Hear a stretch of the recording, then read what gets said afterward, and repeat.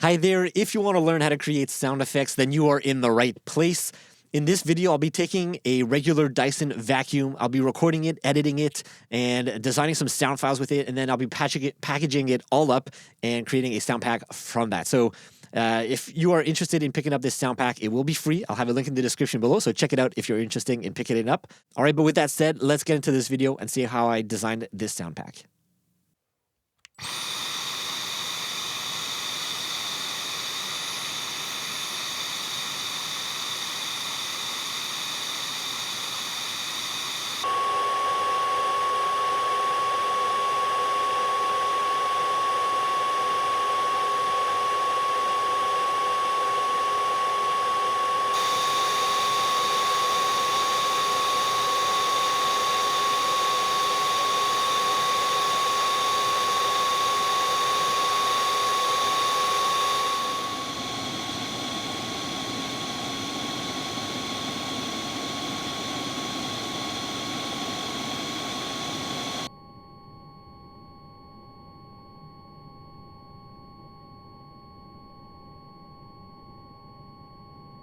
All right, so for this sound pack, for this recording session, for this library, you'll notice I'm actually using 3 different microphones. I have my Loam Geophone, which is the one closest to you that you can see right on the side of the roller. On the other side of the roller, with a blue tack, sticky tack, I have the Cortado Mark III contact microphone. And then right in the middle there, the big microphone that's pointing down towards the rollers, that is the MKH 416, the Sennheiser MKH 416, and that's my main microphone for this library recording. And everything here is going into my Zoom F6, and I'm recording everything at 192 kilohertz, 32-bit, just so I can capture the most frequency possible, and also just have the most flexible in post with whatever I want to do with the sounds.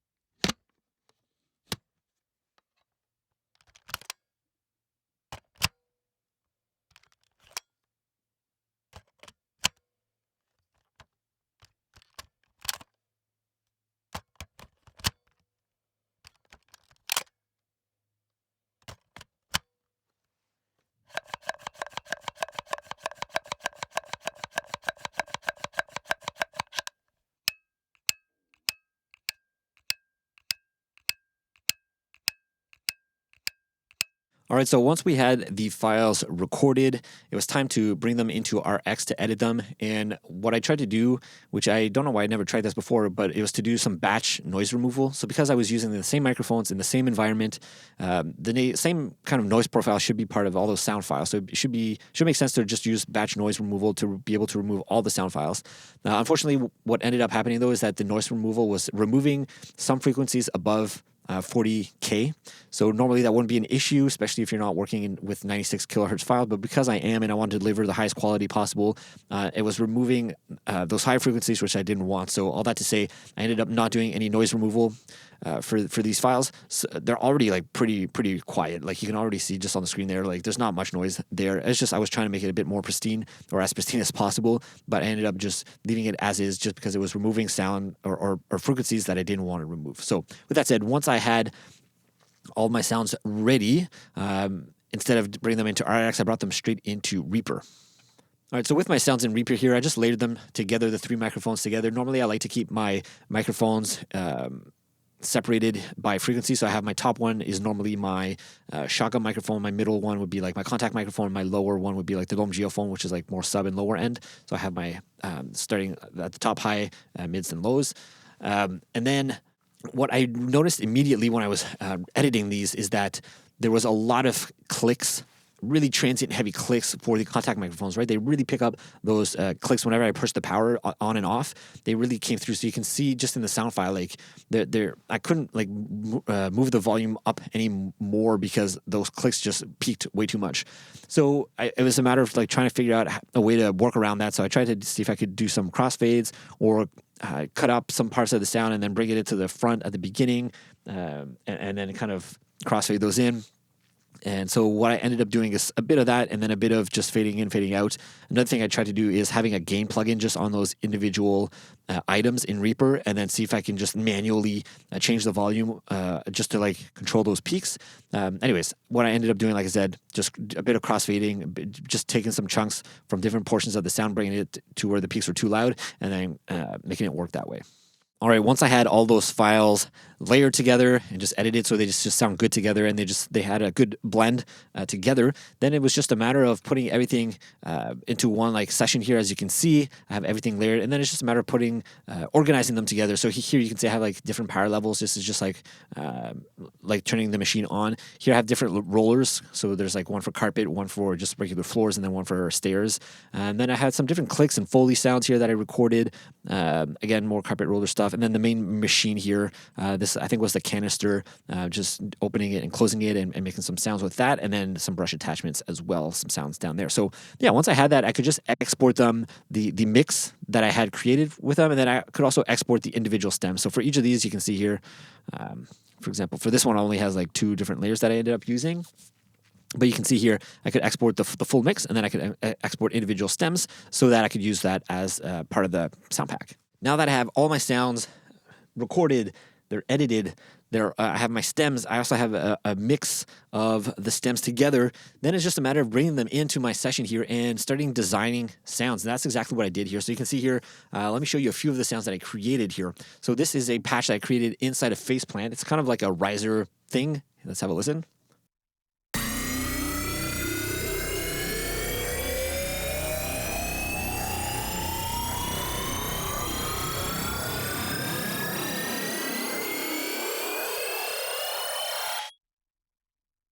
Right, and it can keep going, obviously. So this is a really cool sound I created here, and it's pretty simple. So let me just take off everything so we can see what I started off with, and then the final result here. So I just started off with this sound here. Right, so you can hear the vacuum in there, and you can also hear the lower frequency from the microphone. That's the contact microphone that's really picking up that body of the sound in the lower frequencies, which sounds really good. And then after that, it's just a matter of adding an LFO here, which is really, really slowly getting moving upwards. And then I assign that to the pitch here, so it's going up 60 semitones.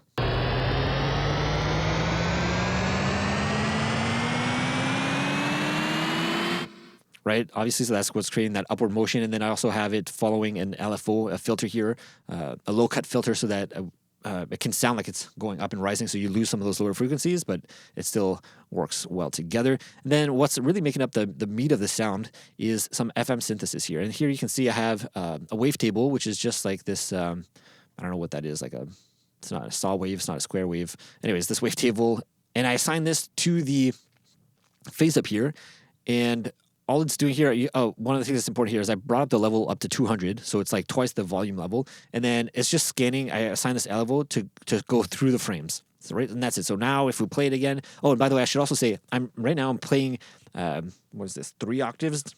1, 2, yeah, I'm playing about 3 octaves down on my keyboard from middle C. So middle C would have been like the root note, the original sound file. So I'm pitching it down by 3 octaves, and this is the sound we're getting here.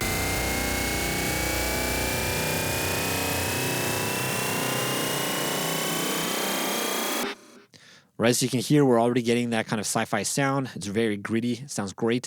And then it's just a matter of adding some layers here. So I have a resonator. So it's just going to add an extra tone to the sound. And then I'm also going to be pitching that up, right? So it's just another layer of sound getting pitched up over time along with this file here, right? And you can see I'm also pitching down the mix so that it doesn't get too loud and too resonant.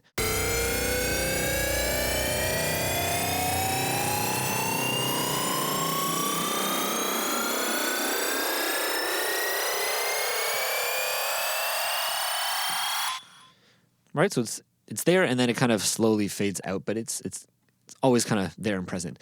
Right, after that, I added a frequency shifter, a phaser, and a comb filter. So let's add these in one at a time and see what they're doing to the sound.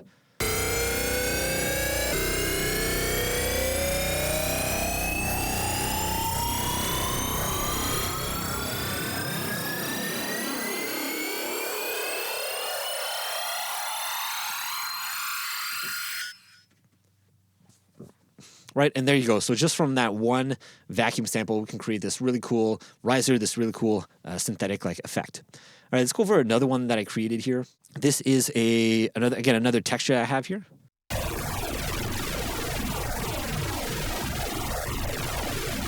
And what you'll notice here is I'm doing a very similar technique that I did before. I have my Dyson sound here, so let's take off all of our effects here. Right, so that's one of the rollers. Again, sounds really good. And then I added, again, more FM synthesis here, which completely destroys the sound. It sounds pretty cool. And then I add some ring modulation. Okay, and then a flanger here.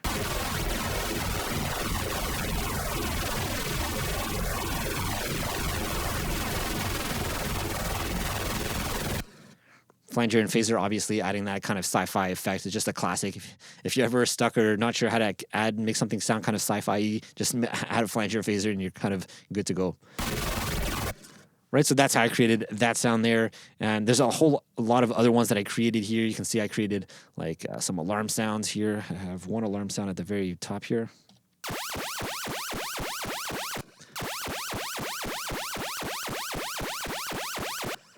Right, I have this here.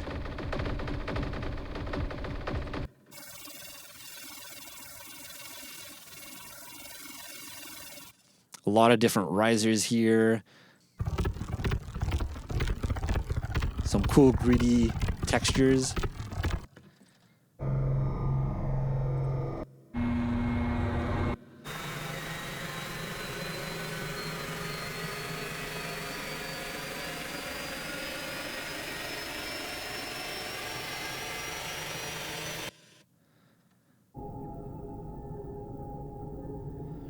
Kind of tonal ambience. But you get the idea, a lot of different sounds. And one of the last ones that I want to show you here are these sounds. So with the Foley that I recorded a lot of different like clicks and just different Foley sounds. And what I did is I layered them with NVK Create here. So I have 3 different layers. So let's just have a look at what it just kind of generated just on its own.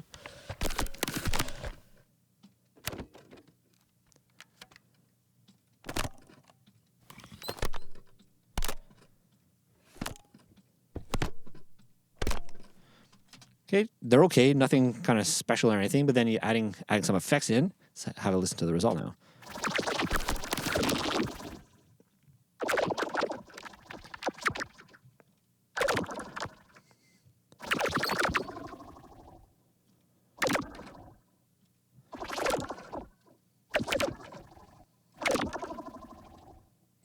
All right, so a lot of cool effects like that, and you can see, I think down here.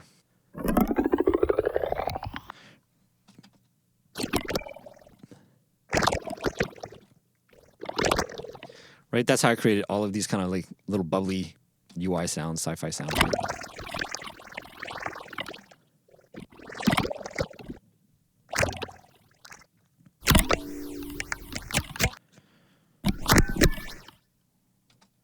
Right, so a lot of cool little sounds like that. All right, so I hope you found that useful and valuable, and seeing my process from recording, editing, all the way to design files at the end there. So, like I said at the beginning of this video, the sound pack is going to be completely free. Check it out in the description below. I'll have the link, or you can just go to store.daviddumeaudio.com and it'll be available there. There are two different versions. There's a free version and a premium version. The premium version, you do get higher quality audio files, so you'll get the 96K 24-bit version of the audio files, as well as the sound design files that I created, and a few other little bonuses. Anyways, it's all laid out on the page if you want to check it out. And if there's some sort of sound that you need for your sound design work that you don't have access to, or maybe you just don't have a microphone or the budget to be able to go out and record whatever kind of sound, let me know and I might just record it and design it for you. So I'm looking at creating another little sound pack. So I'm looking for your input. So if you have something that you would like to record, something you would like to use, or something that you just need in your project, let me know in the description and I might just make that for you. So I think that's it for now. Like I said, thank you so much for watching. I'll see you in the next video. Bye.